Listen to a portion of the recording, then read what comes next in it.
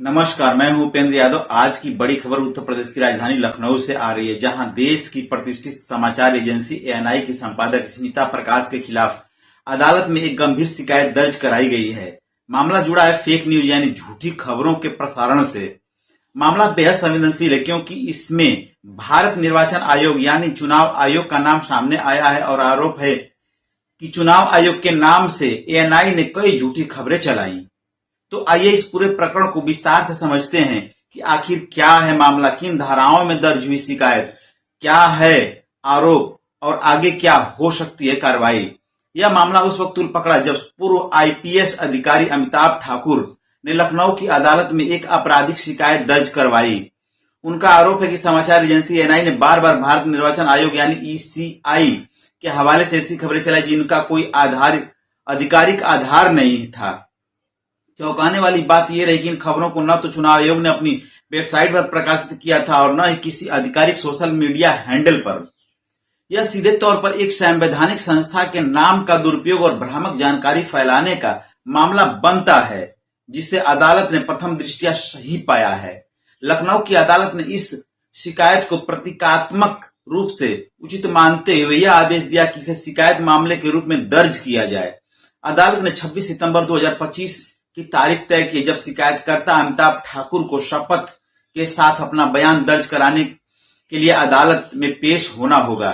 शिकायत 1 अगस्त 2025 को एक विशेष घटना का जिक्र किया गया। उस दिन दोपहर 3:08 पर एएनआई एक्स पर एक पोस्ट किया जिसमें चुनाव आयोग की ओर से कांग्रेस नेता राहुल गांधी के वोट चोरी वाले बयान पर आपत्ति जताई गई थी, परंतु चुनाव आयोग ने उसी दिन शाम 5:59 पर और 6:55 पर अंग्रेजी में अपना आधिकारिक बयान जारी किया, जिसमें कहा गया कि राहुल गांधी का बयान भ्रामक, निराधार और धमकीपूर्ण है। याचिकाकर्ता के अनुसार एएनआई का बयान आयोग की अधिकृत एक वक्तव्य से पहले आया और बिना किसी आधिकारिक प्रमाण के चुनाव आयोग का हवाला दिया गया।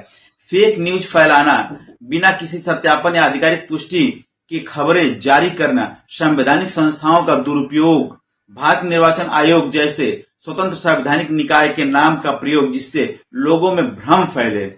सिस्टम में कथित घुसपैठ का आरोप भी लगा। याचिका में यह भी कहा गया कि एएनआई के पास अब आयोग से जुड़ी भीतर की जानकारी पहले कैसे आ गई है, क्या एएनआई के पास अंदरूनी सिस्टम तक अवैध पहुंच है। यह शिकायत भारत के भारतीय नागरिक सुरक्षा संहिता बीएनएस के तहत दर्ज की गई है, जिसमें विशेष रूप से धारा 318(2) और 318(3) का उल्लेख किया गया है। धारा 318(2) धोखाधड़ी करने पर 3 साल तक की सजा का जुर्माना दोनों हो सकता है।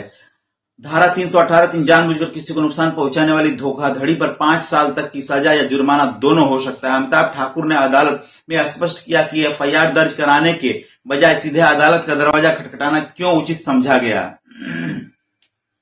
उनका कहना था कि पुलिस पर विभिन्न राजनीतिक या संस्थागत दबाव हो सकते हैं, जिससे निष्पक्ष जांच प्रभावित हो सकती थी। इसलिए उन्होंने अदालत में सीधे आपराधिक शिकायत दर्ज कराना ज्यादा बेहतर समझा। यह मामला कई बड़े सवाल खड़ा करता है। क्या एक राष्ट्रीय समाचार एजेंसी किसी संवैधानिक संस्था की आवाज बन सकती है बिना उसकी अनुमति के?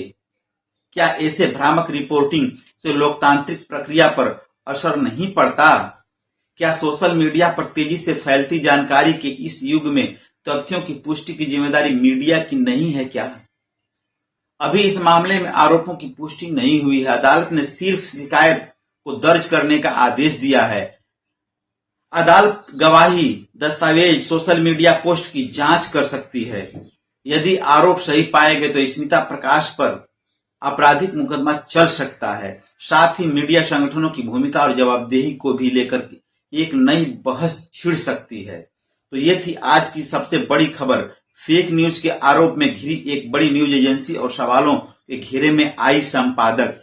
ये सिर्फ एक केस नहीं बल्कि मीडिया की जवाबदेही, पारदर्शिता और संविधान के प्रति ईमानदारी की परीक्षा भी है। हम आपसे पूछना चाहते हैं, क्या फेक न्यूज पर मीडिया को सजा मिलनी चाहिए या नहीं? और क्या सोशल मीडिया पर बिना पुष्टि के समाचार साझा करना अपराध माना जाना चाहिए या नहीं? हमें बताइए आपके विचार हमारे सोशल मीडिया हैंडल पर। मैं उपेंद्र यादव। जुड़िए हमारे साथ कुछ और बड़ी खबरों के साथ। नमस्कार।